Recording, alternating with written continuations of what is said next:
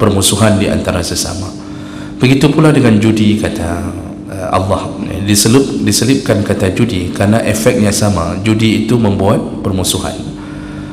Dulu bersahabat, tapi semenjak kalah judi, mereka kemudian menjadi musuh. Dan jemaah melakukan Allah Subhanahu Wa Taala, lalu Allah mengatakan khamar itu juga membuat engkau menjauh dari mengingat Allah. Orang kalau sudah suka minum khamar, biasanya tidak lagi suka mengingat Allah. Bahas oleh Nabi dalam dengan hadis yang sama, kalau mereka ulang kali keempat, jadi ukurannya kali keempat, bukan kali ke 1000, bukan kali ke 2000. Kali keempat minum khamar, kali keempat mengkonsumsi sabu-sabu, tidak ada rencana taubat, maka Rasulullah mengatakan, Assalamualaikum warahmatullahi wabarakatuh. Banyak sekali pertanyaan jamaah, Ustadz kasih kami channel untuk kajian anak-anak muda. Di antara anak muda berasal dari Aceh, luar biasa, channelnya Maulizul Akbar Nak. Tonton, subscribe, like, share, komen. Assalamualaikum warahmatullahi wabarakatuh.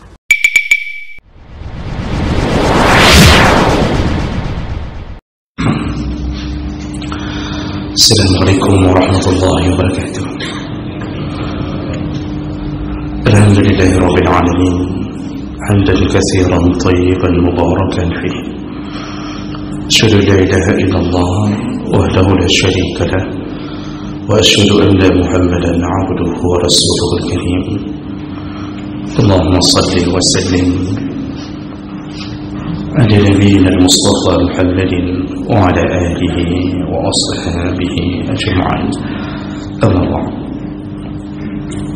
Rabbi shrah li sadri wa yassir li amri wahlul 'uqdatam min lisani yafqahu qawli.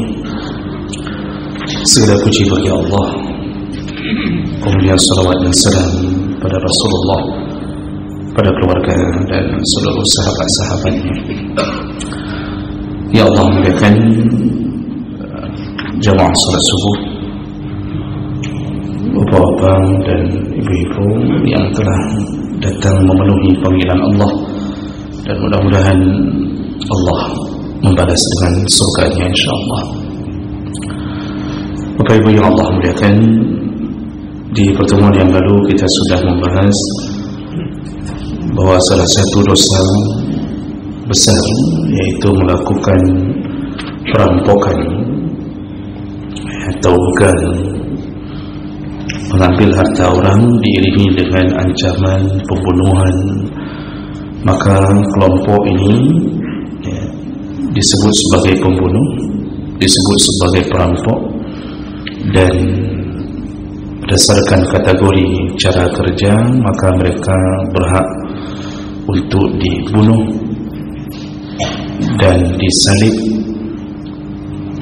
Bahkan kalau hanya sekedar ancaman tapi tidak berhasil membunuh, mengambil harta saja, maka ditakzir, dibuang dari tempat tinggalnya. Dan siapa yang membunuh begal, siapa yang membunuh perampok karena bertahan membela diri, maka di sisi Allah dia tidak berdosa. Walaupun di sisi manusia mungkin dialah yang dijadikan tersangka. Baik, kita lanjutkan. Berikutnya, dosa besar berikutnya adalah syurbul khamr wal muskir min ghairi, yaitu meminum khamar atau apapun yang memabukkan selain daripada bentuk khamar. Jemaah melakukan Allah, salah satu yang menjadi fenomena menuju ke akhir zaman yaitu banyaknya muncul berbagai jenis minuman atau apapun yang mirip dengannya yang sifatnya memabukkan. Kalau dulu itu dikenal hanya khamar, dibuat dari perasan anggur. Namun sekarang berbagai model muncul, bahkan lebih dahsyat dampaknya, efeknya daripada hanya minuman khamar. Minuman khamar ini menjadi salah satu minuman kegemaran orang jahiliyah.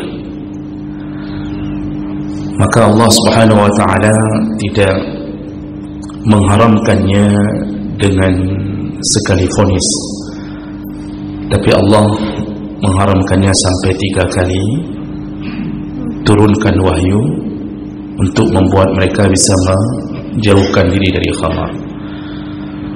Karena kalau diturunkan oleh Allah satu ayat langsung mengharamkan khamar, maka dipastikan orang-orang jahiliyah tidak bisa menerima Islam, karena mereka menjadikan khamar sebagai minuman hari-hari. Jadi kalau diharamkan langsung, mereka akan menolak untuk masuk Islam. Itu sama seperti mengharamkan orang Aceh minum kopi. Jadi Allah Subhanahu wa ta'ala mengatakan pertama sekali bahawa di dalam minuman khamar itu ada manfaat, ada mudarat. Namun mudaratnya lebih banyak. Itu perkataan Allah. Lalu kemudian diturunkan lagi ayat, boleh mabuk, boleh minum, tapi jangan dekati salat. Artinya kalau engkau mau salat, ya jangan mabuk lagi. Silakan mabuk di waktu-waktu yang tidak dekat dengan salat. Maka para sahabat yang belum membuang khamar karena belum ada keharaman mutlak, mereka mabuknya setelah salat maghrib, setelah salat isya, karena jauh dengan waktu subuh. Jadi dari waktu-waktu yang dekat mereka tidak berani mabuk, karena Allah mengatakan tidak sah salat wa antum sukara. Jangan dekat dengan salat, dan tidak sah kalau engkau salat dalam keadaan mabuk. Lalu kemudian setelah mereka terbiasa meninggalkan sedikit-sedikit mendekati salat, barulah Allah turunkan innamal khamru wal maisiru wal ansab wal azlam rijsun min amali syaitan. Di situ baru Allah vonis langsung bahawa sesungguhnya khamar, judi, mempersembahkan hewan kurban untuk berhala, kemudian wal azlam, mengundi nasib dengan anak panah, rijsun min amali syaitan. Semua itu adalah perbuatan rijis, perbuatan keji yang menjadi bahagian daripada amalan syaitan. Dan di sini Allah telah menegaskan sejak saat itu khamar itu diharamkan. Sahabat masih banyak yang minum khamar di saat itu. Begitu diumumkan bahawa telah turun wahyu haramnya khamar, maka semua orang yang sedang memegang gelas khamar itu menuangkan khamar itu di jalan-jalan kota Madinah. Bahkan salah satu kedai, kalau tidak salah kedainya Abu Talha, itu penjual khamar, dan waktu itu mereka tidak berdosa karena belum diharamkan. Di hari diharamkan langsung, semua stok yang dimiliki oleh Abu Talha di dalam jerigen-jerigen yang besar itu langsung dituangkan di jalan-jalan, sehingga semua rumah mengeluarkan khamarnya. Dan di saat itu pula mereka memutuskan diri dengan khamar karena ketaatan mereka kepada Allah dan Nabi SAW. Sehingga disebutkan dalam sejarah, hari diharamkan khamar itu, kota Madinah banjir, jalanan banjir dengan khamar yang dibuang. Begitulah kalau taat telah berada di dalam dada, tidak peduli apapun yang Allah katakan, sami'na wa ata'na. Begitu sifat sahabat. Hari ini orang diberitahu berulang-ulang, bahkan yang model-model khamar, sabu-sabu, narkoba, apapun yang bentuknya memabukkan, itu sejenis, diingatkan berulang-ulang. Mereka malam ikut pengajian, pagi mengisap sabu-sabu, tidak ada tobat-tobatnya. Jauh sekali dengan rasa taat dari para sahabat di masa Nabi SAW. Dan inilah yang membuat orang kadang-kadang tidak yakin, dirinya sendiri pun tidak yakin apakah dia akan mati dalam keadaan taubat atau dia mati dalam keadaan meneruskan kehidupannya di dalam dunia khamar atau sabu-sabu. Maka jemaah belakang Allah Subhanahu wa ta'ala, Allah Subhanahu wa taala menyambung ayat tadi, iaitu surat Al-Maidah, dengan mengatakan fajtanibuhu la'allakum tuflihun. Jauhkanlah dirimu dari khamar, karena itulah penyebab engkau akan beruntung di akhirat. Lalu Allah Subhanahu wa taala menyambung, innama yuridu syaitan ayyuqi'a bainakumul adawata wal baghdha fil khamri wal maisir wa yasuddakum an zikrillah wa 'anis salah fahal antum muntahun. Kata Allah, itu khamar itu disertai dengan judi, itu salah satu pekerjaan yang paling digalakkan oleh syaitan di tengah umat Muhammad, di tengah umat Bani Adam, di tengah Bani Adam. Tujuannya ayyuqi' bainakumul adawah, dengan engkau mengkonsumsi khamar disertai dengan judi, itu salah satu puncak engkau akan mengalami perpecahan, pertengkaran di antara sesama kalian. Maka sudah banyak bukti orang-orang yang mabuk lalu kemudian menjadi penyebab mereka saling membunuh, saling memukul, dan orang yang mabuk sering sekali melakukan tindakan di luar akal sehat, berdiri di jalanan, memukul orang di jalan, sehingga akhirnya pun dia dipukul. Dan itulah yang diinginkan syaitan, yaitu engkau bermusuh-musuhan disebabkan oleh khamar. Cukup banyak mereka yang bersahabat datang ke satu diskotik bersama-sama untuk meminum khamar, lalu kemudian mereka melakukan bunuh-bunuhan di dalam diskotik tersebut, padahal tadi sahabat. Jadi orang kalau sudah mabuk, salah satu yang diinginkan syaitan adalah terjadinya permusuhan di antara sesama. Begitu pula dengan judi, kata Allah, diselipkan kata judi karena efeknya sama. Judi itu membuat permusuhan. Dulu bersahabat, tapi semenjak kalah judi, mereka kemudian menjadi musuh. Dan jemaah berkata Allah Subhanahu wa taala, lalu Allah mengatakan khamar itu juga membuat engkau menjauh dari mengingat Allah. Orang kalau sudah suka minum khamar, biasanya tidak lagi suka mengingat Allah. Salat terbiasa mereka tinggalkan, Ramadan tidak puasa, dan itu biasa bagi mereka. Maka salah satu tantangan terbesar hari ini adalah ketika seseorang jatuh ke dalam khamar, itu sakau yang diderita itu susah dihilangkan kecuali dengan taubatan nasuha. Jemaah berkata Allah, ada orang yang merasa aman daripada meminum khamar, tapi dia menjadi salah satu produsen khamar. Sama seperti isu yang dikembangkan bahawa yang memiliki pabrik-pabrik rokok itu rata-rata tidak merokok. Saya tanya kepada pekerja-pekerja di pabrik rokok yang terbesar di Indonesia. Saya tanya, bos kalian merokok atau tidak? Dan petugas-petugas, pekerja-pekerja itu, mereka sepakat menjawab tidak merokok. Jadi bos pabrik rokok itu tidak merokok karena tahu efeknya. Ada orang hari ini tidak mabuk, tidak minum khamar, karena tahu betapa besar efek daripada khamar. Tapi mereka memproduksi khamar, lalu mereka mengatakan kami tidak minum. Padahal Rasulullah SAW melaknat siklus orang-orang yang berhubungan dengan khamar itu sampai 10 tingkatan, dilaknat semua, dosanya sama. Jadi bukan hanya orang yang meminumnya. Makanya dalam satu hadis riwayat Abu Daud, Ibnu Majah, Rasulullah mengatakan la'anallah, Allah laknat al-khamra wa syaribuha wa saqiha wa ba'i'uha wa mubta'a wa 'asiruha wa mu'tasiruha wa hamiluha wal mahmulah ilaih. Jadi yang dilaknat oleh Allah itu dalam urusan khamar adalah orang-orang yang meminumnya, menuangkannya, menjualnya, membelinya, memerasnya, mengambil hasil perasannya, yang mengantarnya, orang yang meminta diantarkan.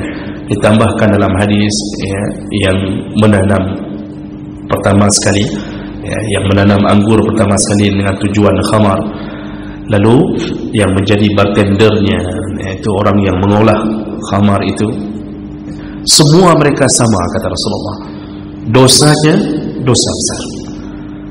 Jemaah melakukan Allah Subhanahu wa taala, bagaimana besarnya dosa orang-orang yang melakukan pekerjaan ini, apapun bentuk khamar.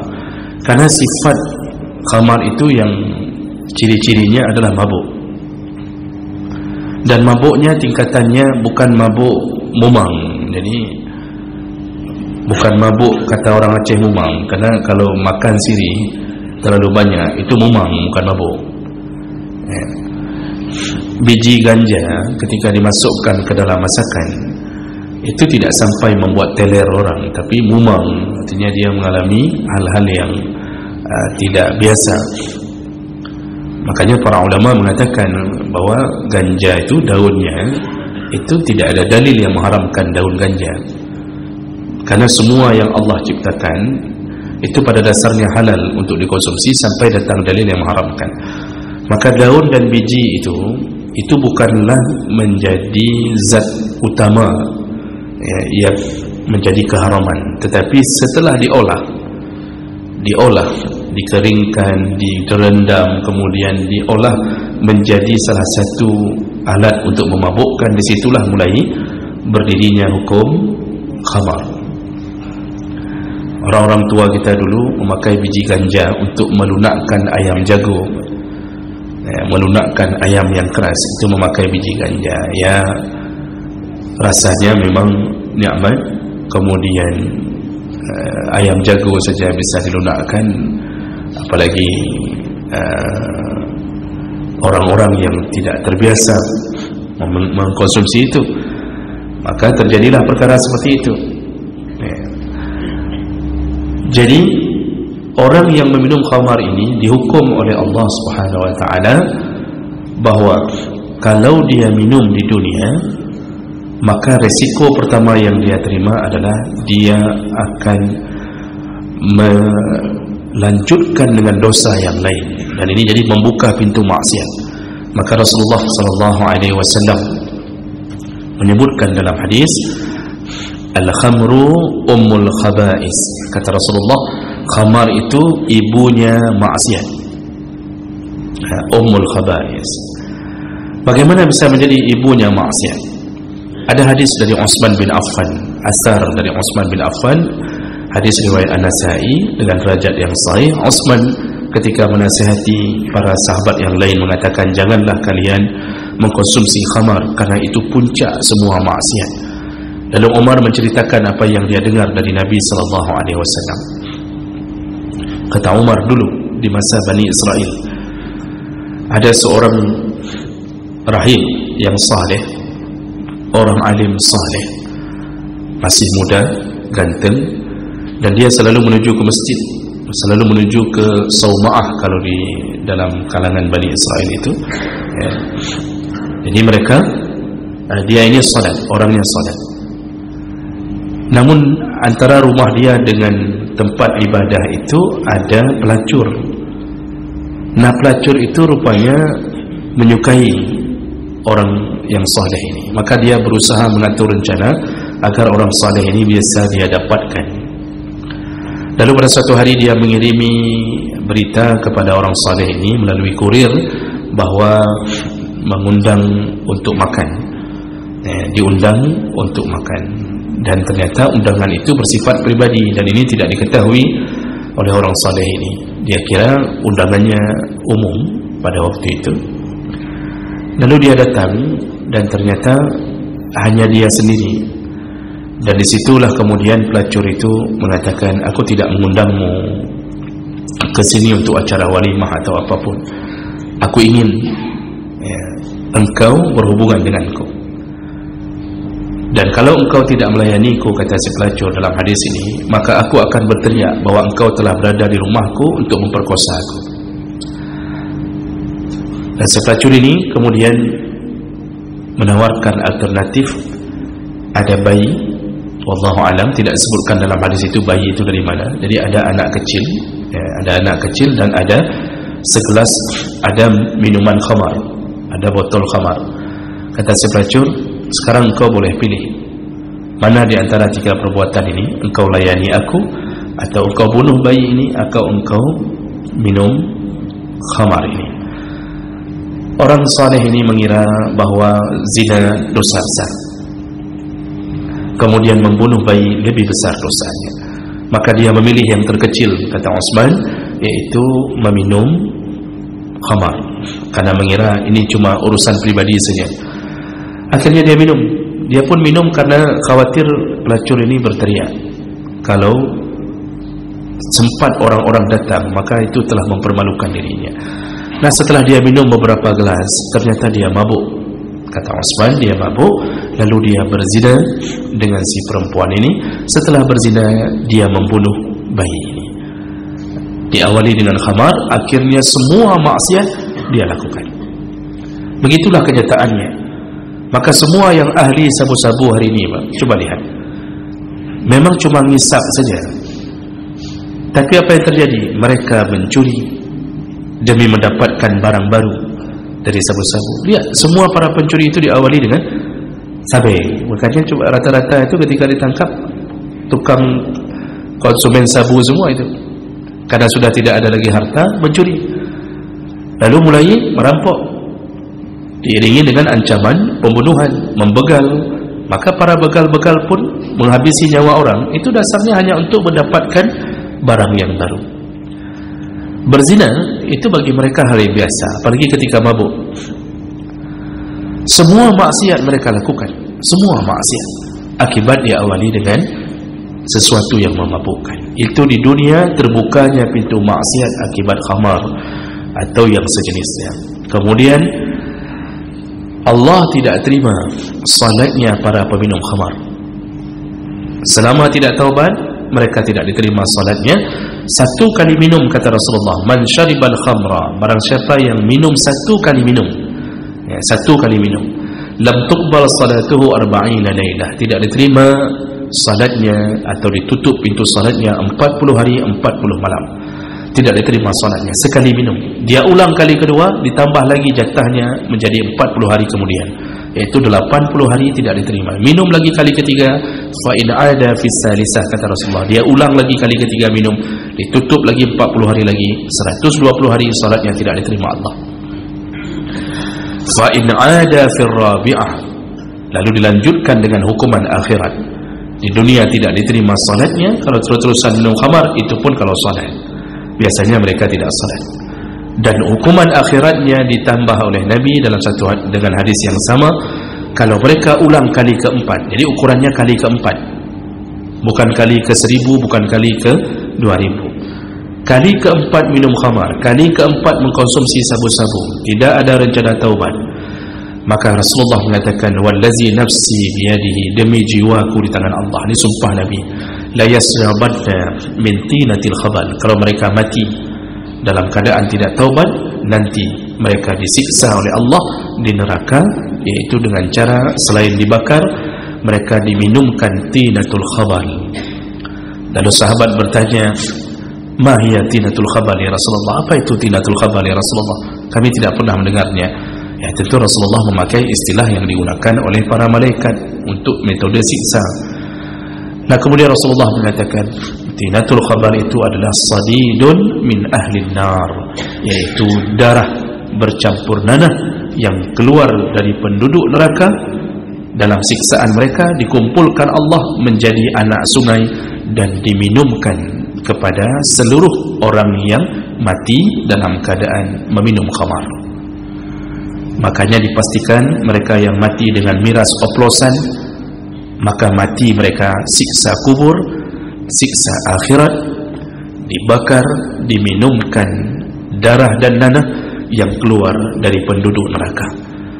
Nah, mereka lah yang akan mendapatkan siksa tersebut. Maka jemaah belakang Allah, jaga anak kita dari urusan ini, jaga keluarga kita dari perkara ini. Maka jangan biarkan anak kita hubungan di dalam lingkungan orang yang rusak.